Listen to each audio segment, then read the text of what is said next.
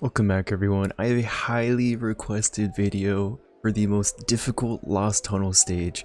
If you guys guessed it, yes, it is floor 97 and it is a rather free-to-play friendly composition since you do get two of the heroes for free just by playing the game. So one of the heroes is going to be Dark Giant, and I'm almost positive you get him right here in the challenge section of Anonymous. So all you have to do is check the strategy information and then boom, you grab this guy. And then the other hero is going to be the tree pirate guy. So I'm pretty sure you get him from climbing to stage 7 and then doing the training challenges. So that is another free-to-play friendly hero that we will be using for today's video. I did already clear it, so we're just gonna go ahead and dive into the recommended deck. So if you go over here and click on the right side of these stages, you can actually see the recently cleared formations that people are using. So maybe you don't have all the heroes that I'm using, but if you scroll down, these are all the recent ones and you can kind of check out and see what other people are using that may match your box a little bit better than what we're using today. But I tried to keep it rather free to play friendly and rather obtainable. The only non-free-to-play unit really here is the Water Sorcerer, and if you guys want, I'll drop my friend code down below in the comments. Use it. I will keep this build on him until TOA or Tunnel resets, so definitely use that, or maybe ask one of your guildies to rep a Water Sorcerer just so you can get this cleared. So we are rocking the Tree Ghost Captain, we're rocking the Wisp Catcher, the Water Sorcerer, the Dark Giant, and the Tree Turtle Tank.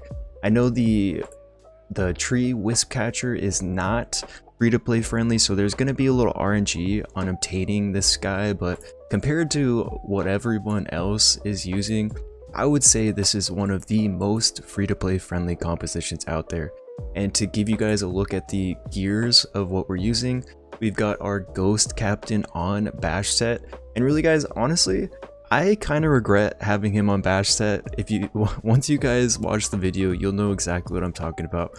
But for Ghost Captain, we really were just adding as much bulk as possible, giving him accuracy so he's landing these dots on the opponents, and then making him speed tuned in my team.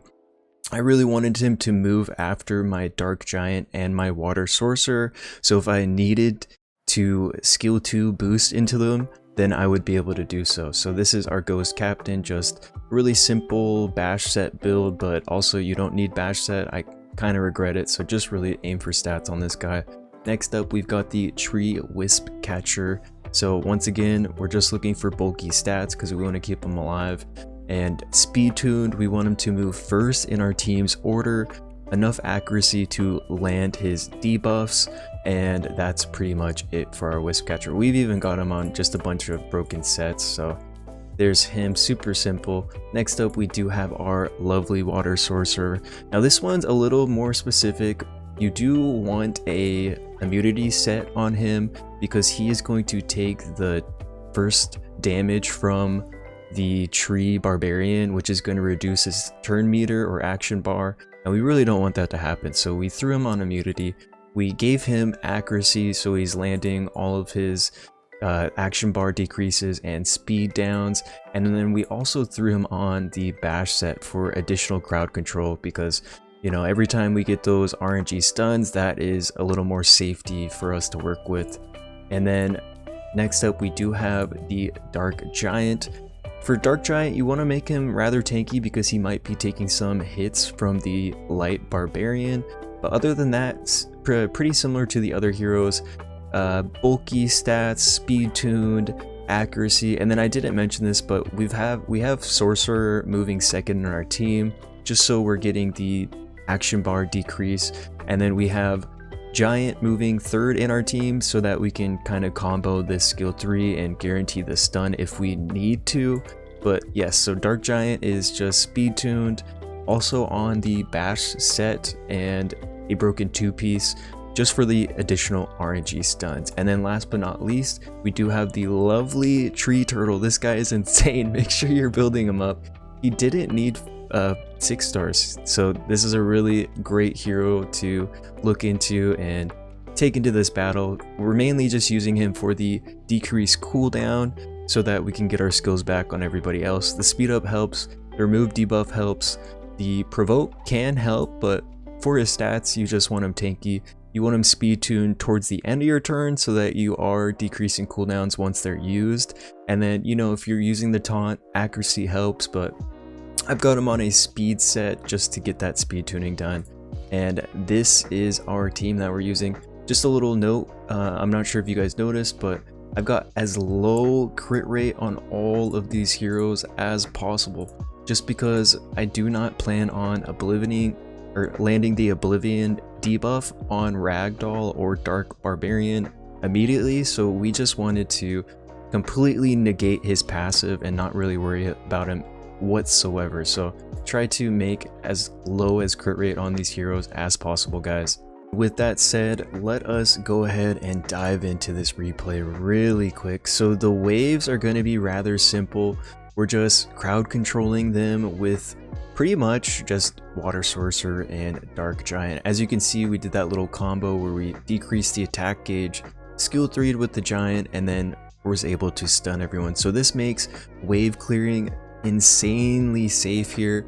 And then most of our damage is really just going to be coming from the Tree Wisp, the damage over time, along with the Tree Pirates damage over time from his skill 1. So the Tree Turtle here is just to help reduce cooldowns, allowing us to keep our opponent controlled. And pretty much going into the next wave, you just want to skill 1 with all your heroes, making sure that you have your cooldowns going into wave 2. And once again, rinse and repeat. We're going to ult with the Water Sorcerer, ult with the Giant, buff everybody up because the speed buff absolutely does help, because it allows you to lap the opponent, allowing you to just continue controlling them and allowing them just not to take a turn, because as soon as they do, they're going to hit extremely hard and it's just not going to be a fun time for anyone going forward after that. So just make sure you're keeping them controlled up, making sure everyone. I really feel like I want to emphasize on how important speed tuning was for this run. It really just made the difference having the Tree Turtle at the end of the team's order, because I was able to, when in doubt, use the skill 3 on the Turtle, get the skill 3 back on the Water Sorcerer, or the skill 3 back on the Dark Giant, and that just helped keep everyone controlled so well. So as we enter into the wave number 3, we are going to slow it down really quick just so I can break it down a little bit better. So we skill 2 with the Wisp to Oblivion the Tree Barbarian, just because that allows us to lap our opponent a little more. This is why we added a bunch of speed on our heroes, so we can take advantage of that. And then we are going to skill 2 with our Dark Giant to get the speed buff to allow us to lap even further. I really basic into the Water Barbarian with my Tree Wisp just to get that RNG chance of the decreased action bar, and then we go ahead and skill 3 with the Dark Giant for the further action bar decrease. And this is kind of how the combo starts off.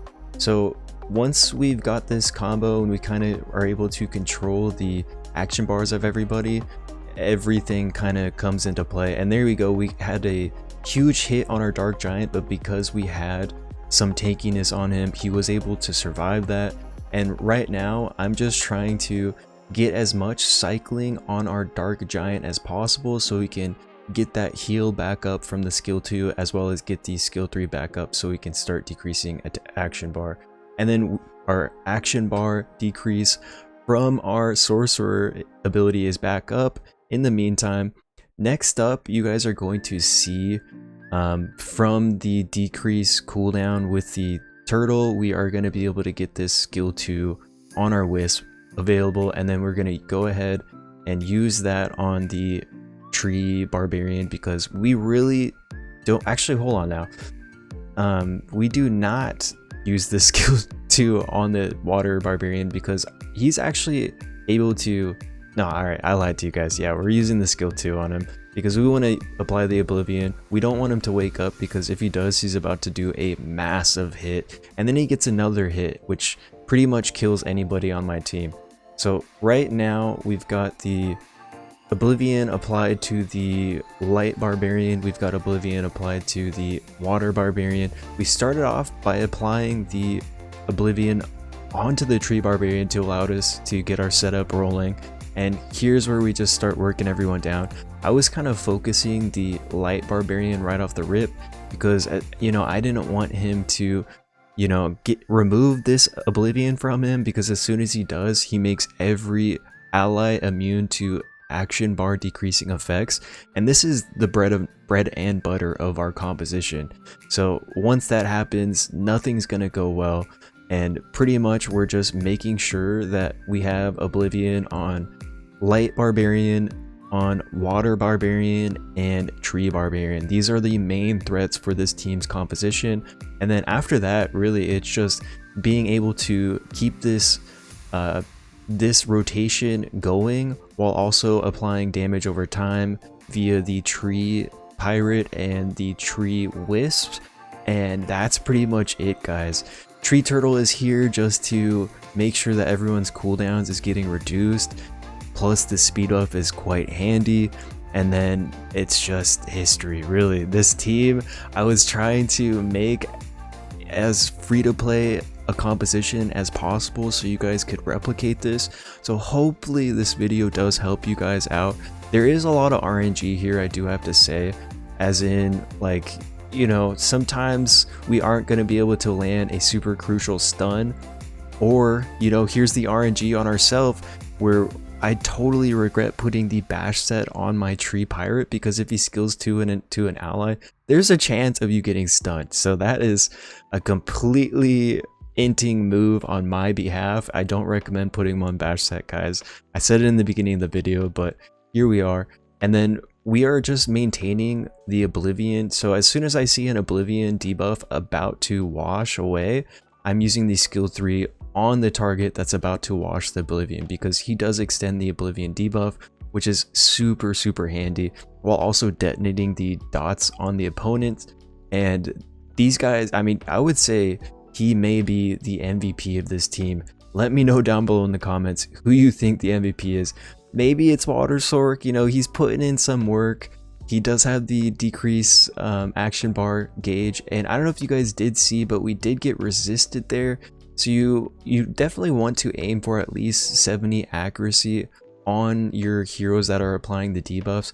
Otherwise, you might lose to bad RNG. Luckily, we did not get awful RNG, and you know, the only one to resist that decrease action bar gauge was the tree barbarian, and he's really not much of a threat right now. So pretty much the run is already won at this point, because we're able to just continue dotting down the rest of these guys. And you know, this was kind of, honestly, this is like my 30th run with this team comp. It really was not as easy as this video is going to make it seem. So you're going to have to keep trying and trying, because eventually RNG will be on your side. You'll be able to keep everyone controlled up. You'll be able to keep their action bars decreased, and then you just want to dwindle them down one by one. And I don't know if you guys noticed, but I did take out the light barbarian first, just because his passive is just such a threat. With the low crit rate on our team, it made a huge difference. The dark barbarian literally was just a weight. What's the reference? Just like a paperweight. He was just there. He was just chilling, just like the fire barbarian. And that is going to wrap up this team composition. So replay complete. And once again, if you guys want to check out how runs do go, you just click on this play button, go over to this recommended decks setting, because this is so crucial for just learning what people are using to tackle these difficult floors. And once again, if you guys did enjoy today's video, please hit that thumbs up button. It absolutely helps me. You guys have been so supportive, and I truly appreciate it. And that's going to wrap up today's video. I will see you guys in the next one.